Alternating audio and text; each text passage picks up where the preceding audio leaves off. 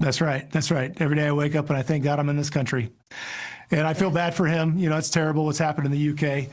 I don't want to be a downer here on Veterans Day, but there is one thing that we need to have a reckoning for, and that's Afghanistan. We had decades and decades of people just pouring money, people losing their lives and their limbs. We had a lot of generals and a lot of politicians telling us, oh, it's going to everything's going to be fine. We got to hang in there.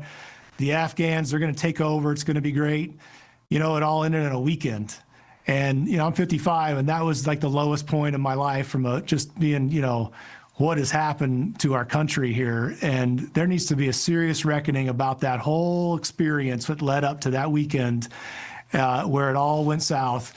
And those guys have got to answer questions. And we still haven't done that. I hope that we certainly will. But that act alone will make sure that going forward, we get much more precise about this is our national interest. This is why we need to go to combat about it.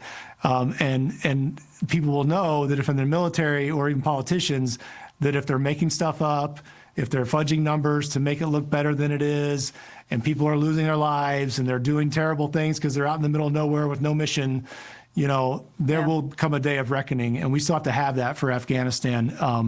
But outside of that, we're doing all the right things we can from the military right now.